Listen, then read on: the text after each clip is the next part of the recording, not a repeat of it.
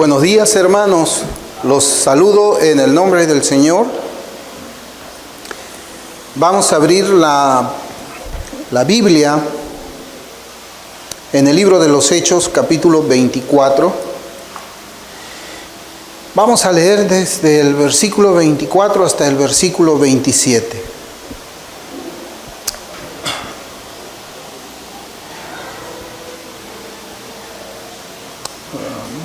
El tema de nuestro estudio hoy día le vamos a llamar el juez Félix frente al profeta Pablo. Un caso de conciencia, Vamos a ver ahora al juez frente al profeta. La palabra del Señor dice en Hechos capítulo 24, desde el 24 hasta el final, versículo 27, dice: algunos días después, viniendo Félix con Drusila, su mujer que era judía, llamó a Pablo y le oyó acerca de la fe en Jesucristo. Pero al disertar Pablo acerca de la justicia, del dominio propio y del juicio venidero, Félix se espantó y dijo: ahora vete, pero cuando tenga oportunidad te llamaré.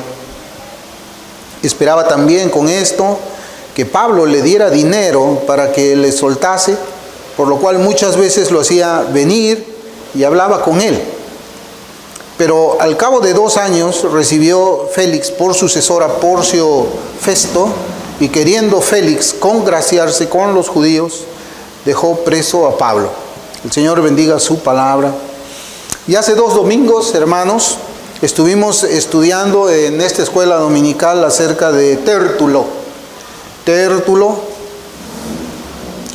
y las palabras que él dirigió a Félix, quien era pues el procurador de Judea y era juez, y que estaba viendo pues la causa del apóstol Pablo. Eso es lo que leemos nosotros en todo el capítulo 24, que la versión Reina Valera 60 dice: defensa de Pablo ante Félix. Y habíamos visto que el discurso de Tértulo era una adulación vergonzosa, mucha vergüenza daba a escuchar la manera en que Tértulo se dirigía a Félix. Sabemos que se debe de guardar el respeto a la autoridad, pero pues Tértulo ya estaba hablando palabras que pues eran mentiras, eran falsas, porque él estaba adulando a un gobernante que era cruel. Félix se caracterizó por ser un gobernante malvado, extremadamente malo. En la historia pues han quedado registradas las palabras de Tácito. Tácito, un historiador, dijo de Félix lo siguiente. Mire cómo es que él decía: ejercía su autoridad real con el espíritu de un esclavo, con toda crueldad y lujuria. Entonces esas palabras ya no podemos decir que nos pintan a nosotros de cuerpo entero quién era Félix, cómo era su carácter. Y la semana pasada observamos que Félix, después de la defensa que había hecho el apóstol Pablo, se dio cuenta que los cargos que los judíos habían hecho contra el apóstol eran falsos. Sin embargo, él no quiso liberarlo, no quiso darle la sentencia de inocente, porque la verdad no le convenía a su agenda personal perversa, pero le permitió ciertas libertades en su estado de prisionero al apóstol Pablo. Eso es lo que habíamos visto los últimos 2 domingos, ¿no? O sea, Félix no tenía la intención de impartir justicia. Lo que él hacía era mover sus decisiones según lo que le convenía. Le convenía a Félix dejar libre al apóstol Pablo, no le convenía. Era un hombre corrupto. La Escritura nos dice que él estaba procurando que Pablo le ofrezca un soborno. Y él también, como dice la Escritura, quería quedar bien con los judíos. Entonces, esa era la forma como es que Félix actuaba. Y nosotros vamos a ver, por medio de este estudio, cómo es que era el carácter de Félix, cómo es que era la conciencia de Félix, una conciencia cauterizada para llegar hasta este punto. Por eso es que yo les había dicho de que era mejor de que nosotros veamos estos últimos 4 versículos de la Escritura en este domingo, porque en esta enseñanza nosotros encontramos una enseñanza bastante importante que habla acerca de cómo es que es el ser humano sin Cristo. Y en esta oportunidad veamos, pues, como le digo, un poco más de cerca la personalidad de quienes estaban involucrados en esta historia. El versículo 24 dice: algunos días después, viniendo Félix con Drusila, su mujer, que era judía, llamó a Pablo y le oyó acerca de la fe en Jesucristo. Y es interesante las palabras que el Espíritu Santo utiliza en este versículo para informarnos quién era Drusila también. ¿Quién fue Félix? Más allá del puesto de gobernador que él tenía, ¿quién fue Félix? ¿Quién fue Drusila, su mujer? Bueno, ya habíamos adelantado un poco acerca de Félix, pero yo quisiera que veamos un poco más el background, ¿no? Cómo eran los antepasados, la persona de Félix, para poder llegar al punto que yo quisiera que veamos con la ayuda de las Escrituras. Por ejemplo, Félix nació esclavo y su hermano era esclavo en la casa de Claudio, quien después llegó a ser emperador de Roma. Y esto hizo que Félix recibiera muchos beneficios personales por la relación que tenía su hermano con Claudio, incluido pues el cargo que él ostentaba y que es mencionado por las Escrituras. O sea, Félix llega de favor donde él está. Félix había sido un esclavo, alguien que había nacido esclavo junto con su hermano. Su hermano me parece que se llamaba Parias, algo así se llamaba. Lo que nosotros vemos es que Félix, ya siendo gobernador, él desperdició todas las ventajas que le dio ser el hermano del esclavo de Claudio. Él desperdició todo. Su gobierno se caracterizó por ser un gobierno violento. Él no tenía escrúpulos para ordenar la muerte de los judíos. Él fue odiado por el pueblo judío. Su gobierno fue un completo fracaso. Fue un hombre corrupto. Recordamos pues que él esperaba que Pablo le ofreciera un soborno. Eso era Félix. Eso es Félix. O sea, fue un hombre que yo pienso que quizás nunca hemos encontrado a alguien como él cuando hemos sido incrédulos, cuando hemos estado sin Dios por el mundo. O a veces cuando nosotros leemos la historia y comenzamos a ver cómo es que era la manera en que vivían, pensaban y actuaban, las costumbres de los emperadores como Calígula, pues para nosotros nos sorprende cómo es que el nivel del ser humano puede llegar tan bajo. Calígula había hecho senador a su caballo, por ejemplo. Calígula era un hombre también igual de implacable, malo. Tenía mucho odio hacia el Senado porque el Senado controlaba sus locuras. Era un hombre que daba, como decimos nosotros, rienda suelta a su carne. A él no le importaba satisfacer su carne, ya sabemos, de la manera más baja. Aún para personas que no son cristianas, la forma en que estos son emperadores se conducían era a un nivel bajo moralmente hablando. Eso era Félix. Hay un dicho popular que dice: detrás de un gran hombre hay una gran mujer. ¿Cómo será la esposa de un hombre como Félix? ¿Cómo podemos pensar nosotros que puede haber sido Drusila? Ustedes pueden imaginar de que una muchacha de una educación en la casa, que haya guardado las costumbres conservadoras del tiempo de los judíos, porque dice que ella era judía, podía meterse como un hombre como Félix. Eso es algo que no nos cabe en la cabeza, ¿no?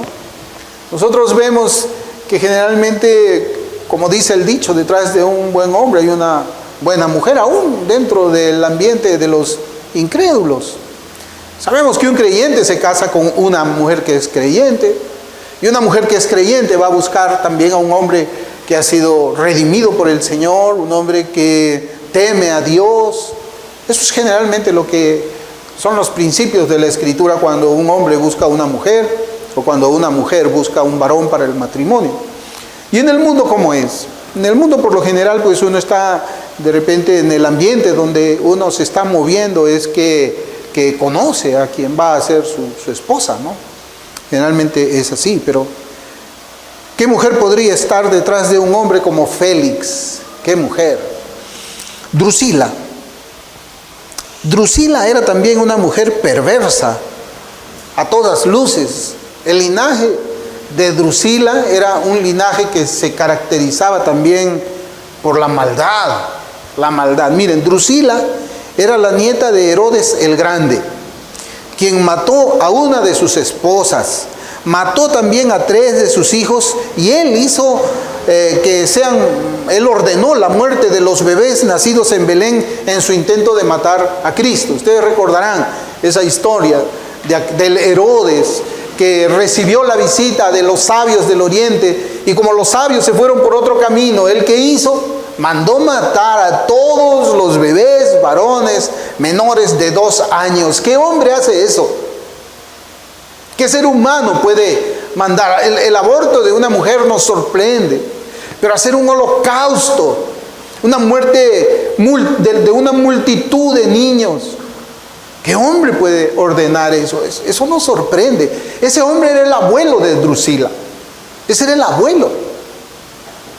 Ella era hija también de Herodes, del cual la Biblia dice en Hechos 12, versículos 21 al 23, dice: y un día señalado, Herodes, vestido de ropas reales, se sentó en el tribunal y les arengó, y el pueblo aclamaba gritando: voz de Dios y no de hombre. Al momento un ángel del Señor le hirió, por cuanto no dio la gloria a Dios, y expiró comido de gusanos. Ese es el papá de Drusila.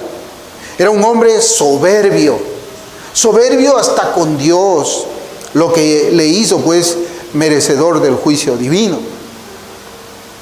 Drusila era la sobrina de aquel Herodes, del otro Herodes, que mandó que Juan el Bautista fuese decapitado. Y finalmente, Drusila misma abandonó a su marido para irse con este Félix.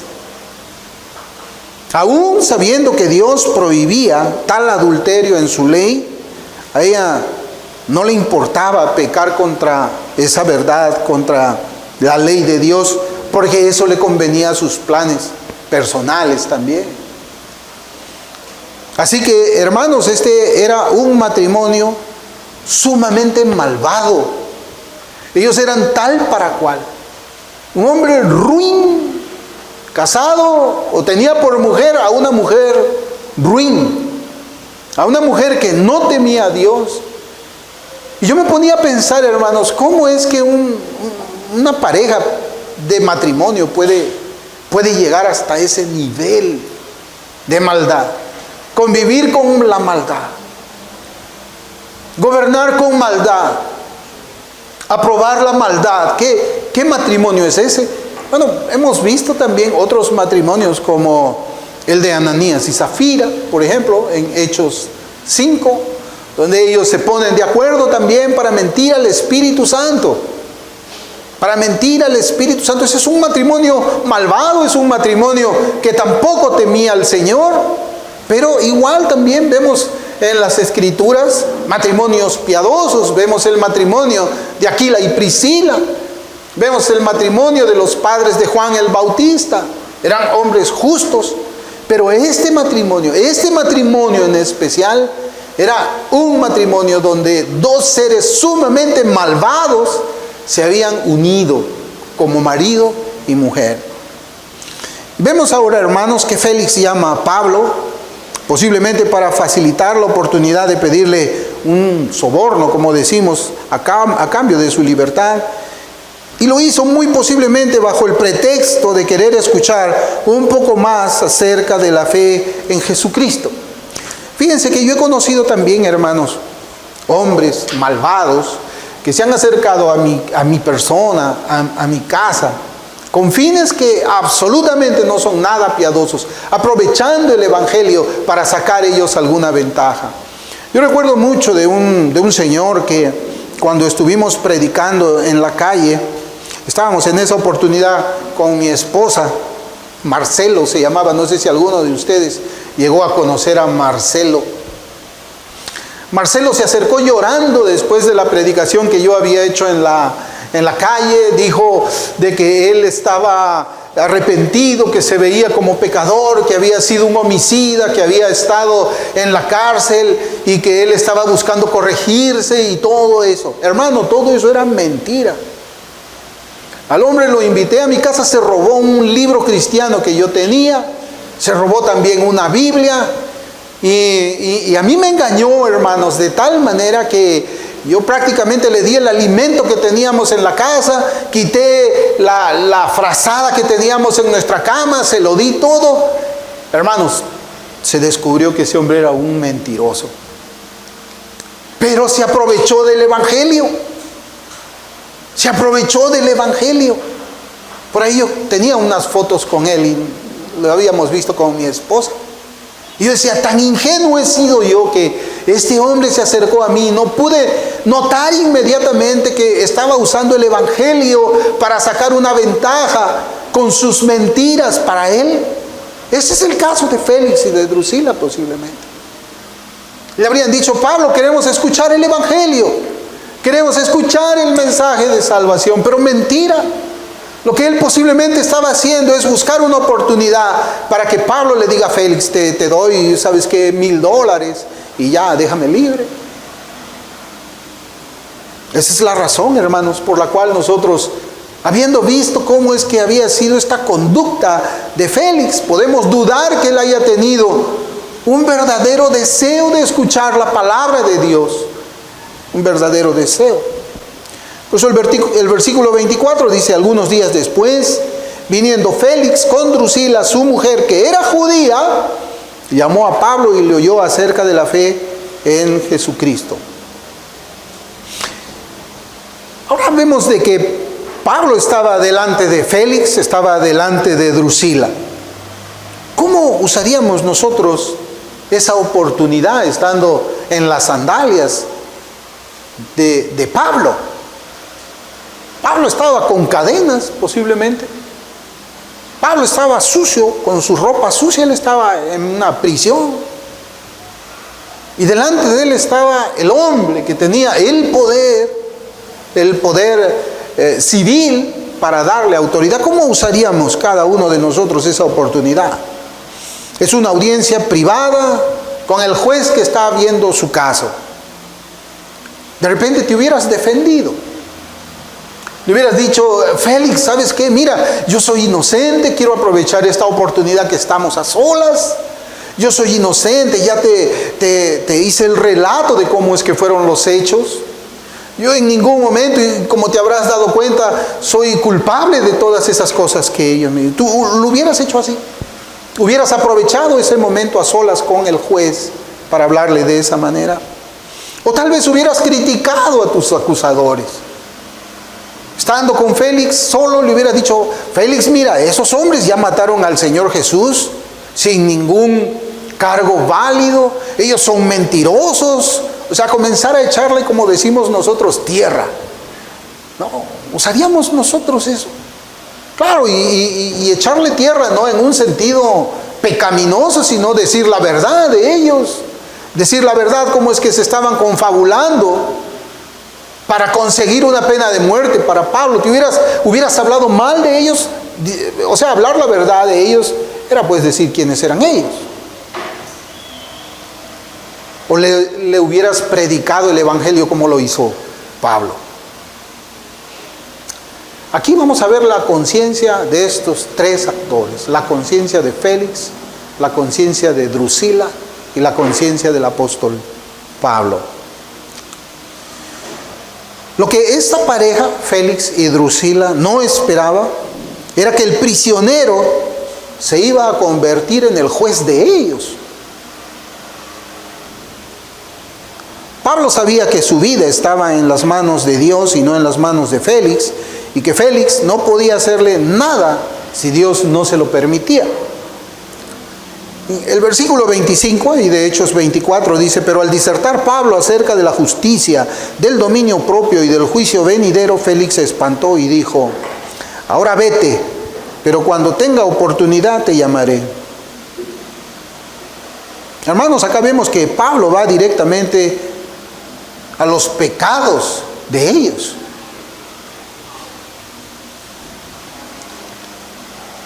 Pablo le habla de justicia a un juez injusto. Pablo les habla de templanza a aquellos que satisfacían fácilmente los deseos de su carne. Y Pablo les habla de un juicio venidero a la pareja que creía que podía hacer toda clase de maldad y quedar impune. Ese es el mensaje que Pablo estaba dando. Yo les decía, hermanos, que esto es un tema de conciencia, de la conciencia de estos tres personajes que vemos en el relato de la Escritura. Observamos que Félix era un hombre que había aprendido a callar fácilmente su conciencia. Cayó su conciencia en cuanto a los crímenes que él había cometido en su gobierno. Cayó su conciencia cuando le robó la mujer a otro hombre.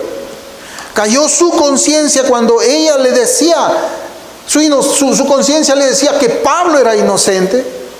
Y ahora también va a callar su conciencia cuando la ley de Dios le dice que él es culpable.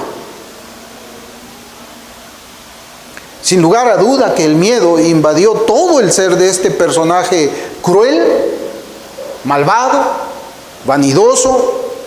Y su reacción fue silenciar la voz del profeta de Dios como resultado de su conciencia cauterizada y su corazón endurecido.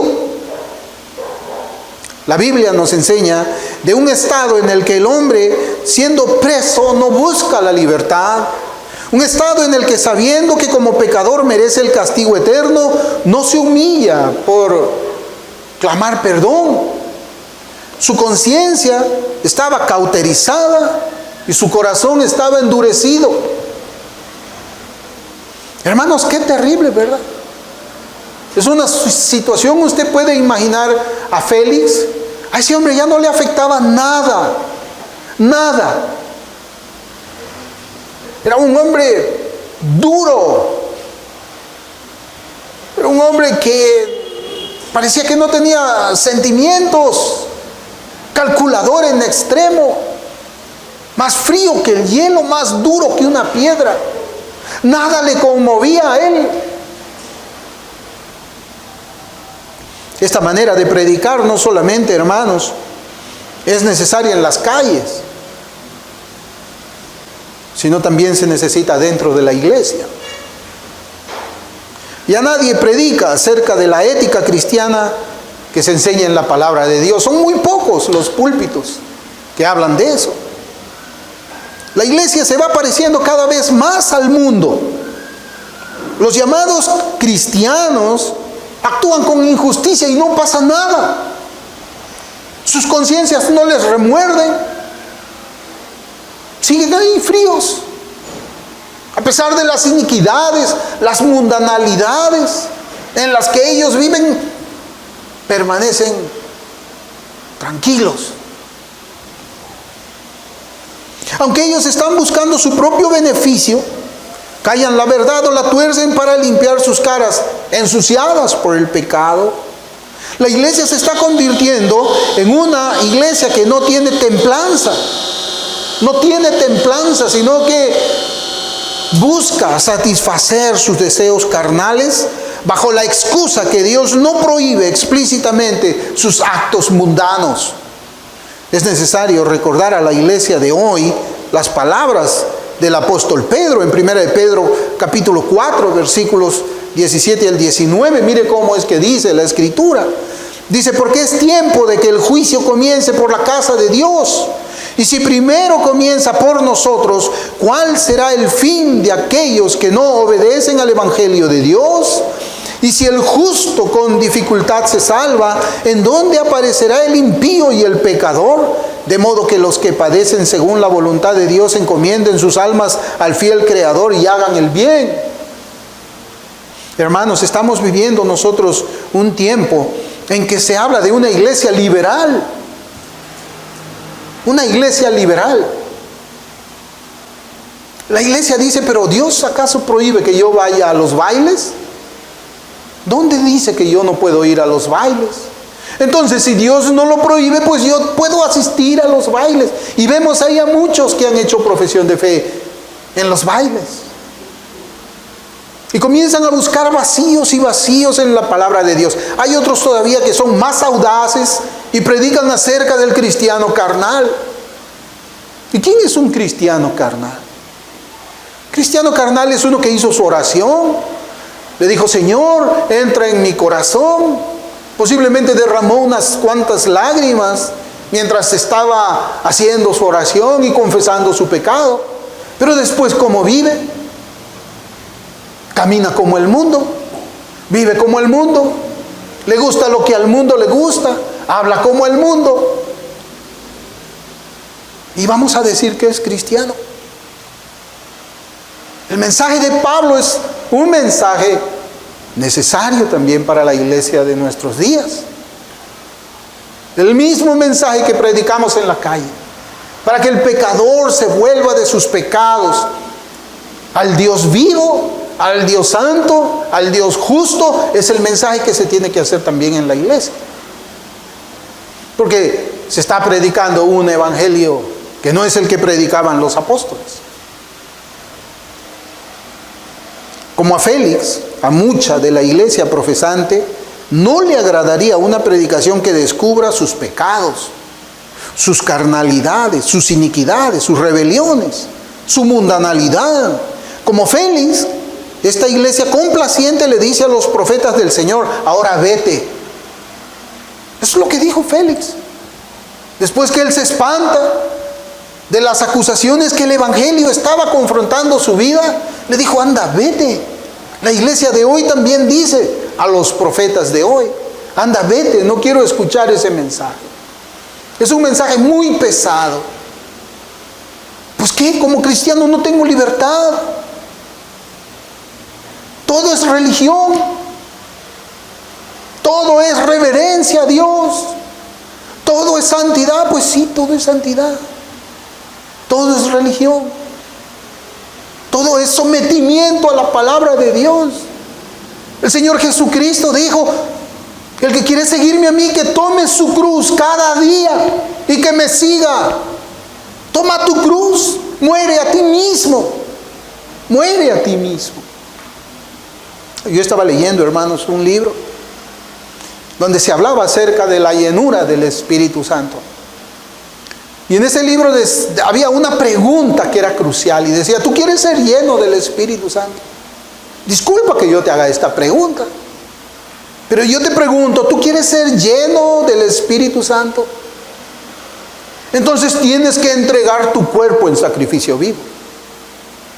Y cuando tú entregas tu cuerpo como sacrificio vivo, les tienes que entregar al Señor tu corazón, le tienes que entregar tu mente, le tienes que entregar todo. Tienes que abandonar muchas cosas, tienes que vaciarte de muchas cosas. Y una vez que tú estás vacío, Dios te llena con su Espíritu. Tú verdaderamente quieres ser, entonces te va a costar abandonar el mundo, te va a costar abandonar tu ego, te va a costar abandonar muchas cosas que a ti te gustan. Ahora yo te vuelvo a preguntar, ¿quieres ser lleno del Espíritu Santo? ¿Quieres ser, iglesia, quieres ser llena del Espíritu Santo? ¿Queremos nosotros ser llenos del Espíritu Santo? ¿Se predica esto en una congregación? Hermanos, ¿cómo pudo llegar esta pareja a este estado de maldad? ¿Cómo? Y es algo curioso porque usted imagine ahí a Félix y a Drusila, y es algo que yo conversaba también con mi esposa. Había terminado mis notas y bueno, nos pusimos a conversar. ¿Y cómo es que, bueno, Félix le dice, anda, vete, pero Drusila no le dices, pero espera un rato. Ese hombre está hablando verdad. Hay que seguir escuchándolo. Oye, Félix, mira, vamos a rendir cuentas a un ser superior. Félix, él está diciendo que tenemos una oportunidad, que tenemos que abandonar nuestro pecado. No, ella no dijo eso. Y le decía a mi esposa, y yo me recordaba, le decía a ella, cuando la mujer de Pilato le decía, no tengas nada que ver con este hombre, porque he tenido un sueño acerca de Cristo. Pero Drusila ni siquiera le dijo eso a su marido, sino que ella estaba asintiendo a lo que él decía. Así como él estaba endurecido, ella también estaba endurecida. Así como la conciencia de Félix estaba cauterizada, la conciencia de ella también estaba cauterizada. ¿Qué matrimonio? Y yo le preguntaba a mi esposa y le decía, si tú me vieses actuando a mí injustamente, ¿me dirías algo? Y ella me dice, tú me conoces, yo no me voy a quedar callada, yo te voy a confrontar. Y le dije, bueno, y si yo no te obedezco, ¿irías conmigo a la iglesia? ¿Me acompañarías? Y ella me dijo, seguramente que sí, pero no lo haría de buena gana. Hermanos, ese mensaje es para la iglesia de hoy. Los matrimonios, ¿cómo están los matrimonios en la iglesia? ¿Cómo son las esposas? ¿Cómo son los esposos? Si un marido ve que su esposa está actuando en injusticia, ¿dice algo o se queda callada? Igual, la mujer cuando ve al esposo, ¿le dice algo o se queda callada? Bueno, ¿cómo pudo llegar esta pareja a ese estado de maldad? Hermanos, ellos habían aprendido a silenciar su conciencia cuando ella le acusaba. Félix y Drusila terminaron cauterizándola y endureciendo sus corazones contra la voz interna que los acusaba de pecado. Esa voz ya quedó callada. Ellos se habían vuelto insensibles a lo que esa voz decía. La palabra de Dios dice en Romanos 2, versículos 14 y 15. Romanos 2, 14 y 15 dice, porque cuando los gentiles que no tienen ley hacen por naturaleza lo que es de la ley, estos, aunque no tengan ley, son ley para sí mismos, mostrando la obra de la ley escrita en sus corazones, dando testimonio su conciencia y acusándoles o defendiéndoles sus razonamientos. Hermanos, ¿cuál es la condición de nuestra conciencia? Yo imagino que cuando Félix ordena injustamente la muerte de alguien, su conciencia le habría dicho, Félix, no hagas eso, es inocente. La segunda vez que hacía lo mismo, su conciencia le debe haber dicho, Félix, no hagas eso, es inocente. Y la tercera vez también, pero ya la voz se escuchaba más baja. Félix, no lo hagas. Y la quinta vez la conciencia le decía, Félix, no lo hagas.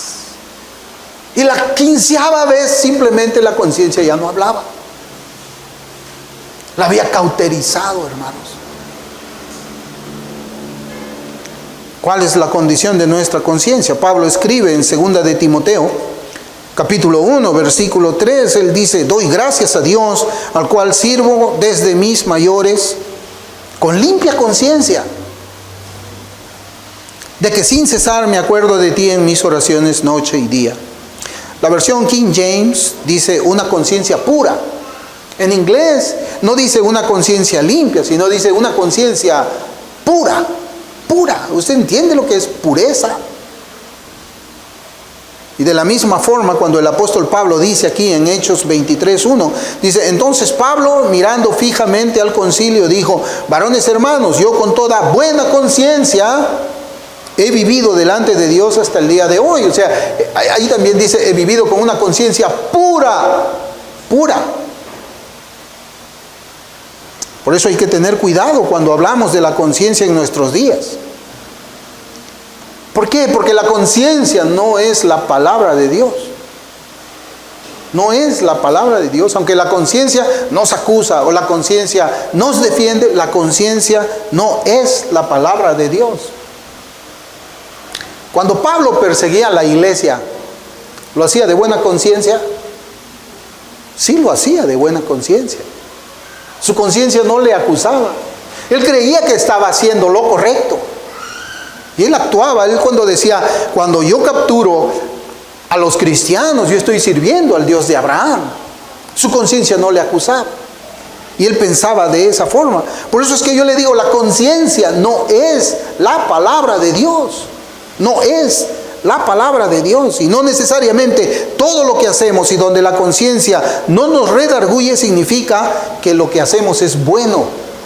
Ya les puse el ejemplo de Pablo. Allí vemos el ejemplo también de Félix y de Drusila. Por ejemplo, puede haber alguno cuya conciencia no le dice nada cuando hace lo que Dios no aprueba. Porque ahora tristemente hemos llegado a un punto así. Hemos llegado a un punto en que todo en la Biblia es interpretable.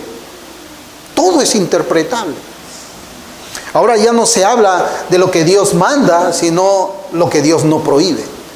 Entonces, bajo las palabras, Dios no prohíbe esto, crean un mandamiento nuevo.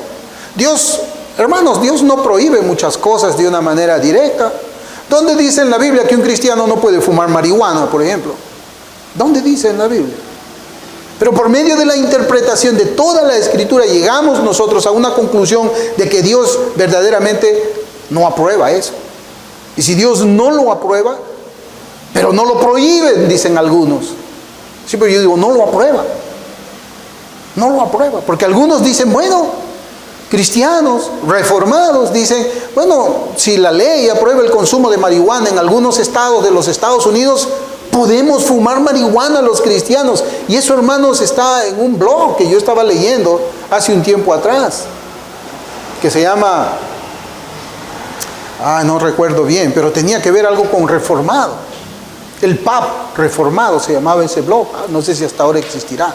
El pub es un sitio donde uno va a consumir licor. El pub reformado, ahí estaba ese artículo.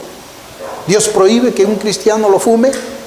La pregunta correcta es, ¿Dios lo aprueba? Y ahí está pues el ejemplo de Félix, que podía mantener a un inocente en prisión sin que su conciencia se lo impida. Su conciencia estaba muerta. Su conciencia la había callado, la había cauterizado, ya no hablaba. Así que cuando él permitía que Pablo estaba ahí, él ya no sentía ningún remordimiento, dormía tranquilo. Por eso es que la conciencia no es nuestra guía. La Escritura lo es. La palabra de Dios es nuestra guía. La palabra de Dios es autoritativa, es suficiente, es inerrante, es eterna, es la voz de Dios.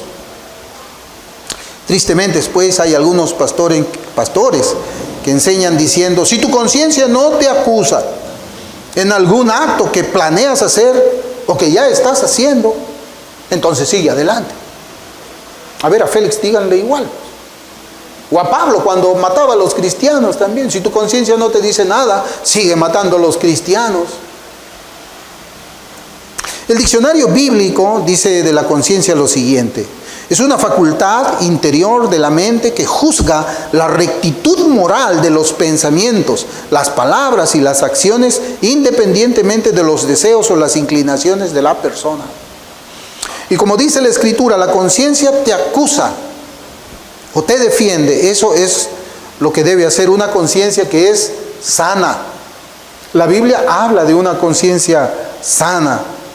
Cuando escoges la justicia, ¿qué hace tu conciencia? Te defiende. Y cuando escoges el pecado, ¿qué debe hacer tu conciencia? Acusarte. Si no está funcionando así, hay un problema con tu conciencia. De repente estás igual que Félix, o igual que Drusila. Si cuando tú haces lo malo delante del Señor, o lo malo según la palabra de Dios, y puedes dormir tranquilo, hay un problema serio, muy serio en tu vida. Si una persona se opone a estos dictados interiores, o sea, si tu conciencia te dice, Guillermo, lo que estás haciendo está mal, no puedes hacer eso, Guillermo, la Biblia te lo prohíbe, cállate. Y al otro día, Guillermo, no hagas eso, cállate. Si una persona se opone a esos dictados interiores, ¿saben cómo van a terminar? Como Félix y como Drusila, en el infierno. En el infierno. Pero a pesar de aquel estado de la conciencia de aquella pareja, aún había esperanza para ellos. No estamos diciendo de que, bueno, una conciencia cauterizada es algo pues que ya te condena al infierno. No, hay esperanza. Por eso es que el apóstol Pablo estaba predicándole el evangelio a ellos. Nosotros no predicamos el evangelio cuando ya no hay esperanza. Ahora ¿hay alguna desesperanza para un incrédulo de no alcanzar la salvación en Cristo? No, no la hay. Por eso es que nosotros predicamos el evangelio. Los judíos incrédulos, ellos de alguna manera fueron guiados por sus conciencias limpias también. Miren, en Juan capítulo 8, mire, va a ver cómo es que funciona la conciencia. Cuando la conciencia está limpia, funciona bien, aunque uno sea incrédulo. Más aún cuando uno es creyente. En Juan capítulo 8, versículos del 7 al 9, voy a leer. Dice la escritura, el contexto, hermano, es que los fariseos llevaron a una mujer que había sido encontrada en adulterio delante del Señor. Dice, y como insistieran en preguntarle, se enderezó, porque el Señor estaba escribiendo en tierra, y les dijo, el que de vosotros esté sin pecado, sea el primero en arrojar la piedra contra ella. E inclinándose de nuevo hacia el suelo, siguió escribiendo en tierra. Mire cómo dice la escritura en el versículo 8. Pero ellos, al oír esto, acusados por su conciencia, salían uno a uno, comenzando desde los más viejos hasta los postreros, y quedó solo Jesús y la mujer que estaba en medio. Estos fariseos no eran creyentes, pero tenían una conciencia sana. Cuando el Señor le dijo, bueno, pues si alguno no tiene pecado, arrójele la primera piedra. La conciencia de ellos les acusó. Y la conciencia le dijo, tú tienes pecados también. Tienes pecados en tus pensamientos. Tienes pecado de hechos. Tienes pecados con tu carácter. Tú sales y quemas incienso a Baal. Tú tienes pecados también. ¿Cómo es que le vas a apedrear a ella? Más bien, si tú no tuvieras ningún pecado, tírale la piedra. ¿Cómo trabajaba la conciencia? ¿Se da cuenta? Ahora yo le pregunto, ¿trabaja así en todos los que han hecho una profesión de fe en Cristo? Bueno sería que la iglesia tenga una conciencia sana y se conduzca bajo los dictados de esa conciencia sana. Ellos eran incrédulos que estaban haciendo lo que era recto. ¿Por qué?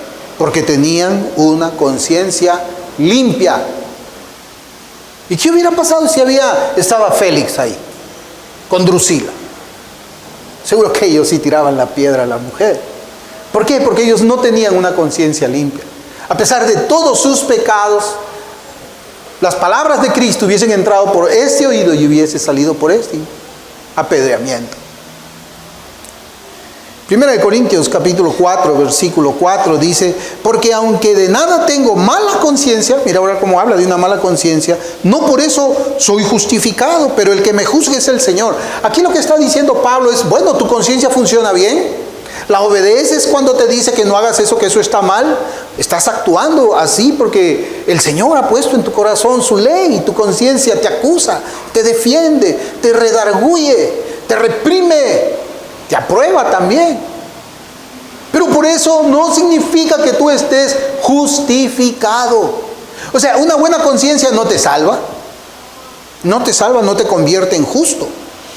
Eso es lo que está afirmando Pablo. No significa que tal persona haya sido declarada justa delante de Dios. Algunos incrédulos tienen una buena conciencia a la que ellos obedecen y no son de buen testimonio delante de los hombres.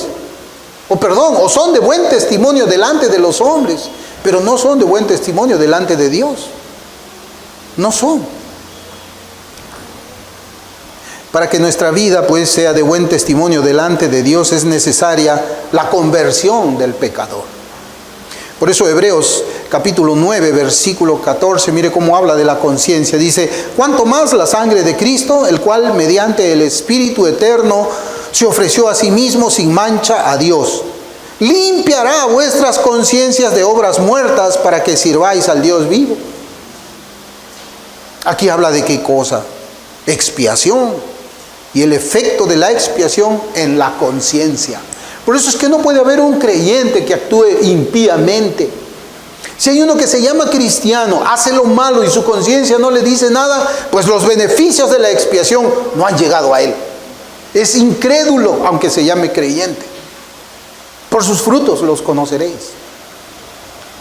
Un hombre con una conciencia limpia por la sangre de Jesucristo es un hombre que teme a Dios, es un hombre que sabe que un día estará delante del juez justo, es un hombre que aunque sabe que su conciencia ha sido purificada, obedece la palabra de Dios, no su conciencia. Esa es la obra del Espíritu Santo. Comienza convenciendo de pecado al creyente, pero no solo hace eso, sino que termina la obra conduciéndolo ¿a dónde? Al arrepentimiento y a la petición de perdón de Dios y de los hombres que él haya ofendido. Eso es lo que hace una conciencia sana, una conciencia purificada por la sangre del Cordero. El apóstol Pablo se le dio a Pablo una oportunidad de comparecer delante de Félix y de Drusila, y él cumplió con lo que Dios manda a todos sus hijos. Él predicó el evangelio a Félix y a Drusila. ¿Y qué es lo que, hablando de este tema de la conciencia, qué es lo que causó eso en el apóstol Pablo? De que la conciencia de Pablo quedó tranquila. Su conciencia le dijo, estás delante de un par de incrédulos. Ellos necesitan la salvación. Pablo, si tú mueres hoy día, tú te vas al cielo.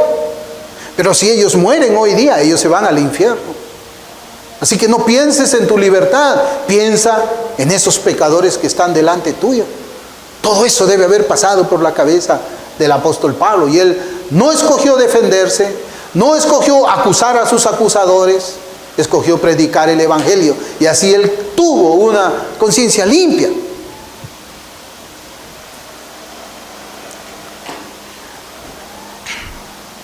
La conciencia de Pablo quedó tranquila delante de Dios. Pero la conciencia de Félix y de Drusila también quedaron tranquilas. ¿Por qué? Porque estaban muertas.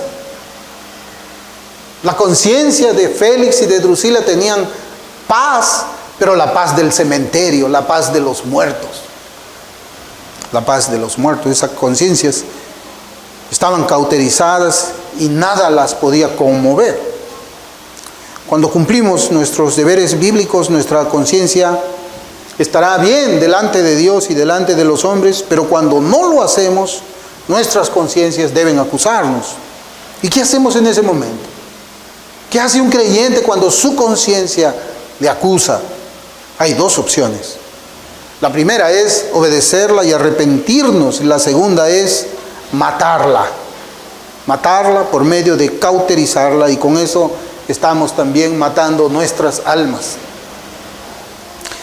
Por eso la Escritura nos dice que debemos cuidar nuestra conciencia.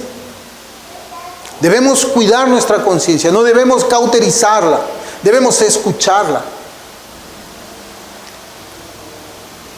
1 Timoteo capítulo 4 versículos 1 y 2 dice: pero el Espíritu dice claramente que en los postreros tiempos algunos apostatarán de la fe, escuchando a espíritus engañadores y a doctrinas de demonios, por la hipocresía de mentirosos que, teniendo cauterizada la conciencia.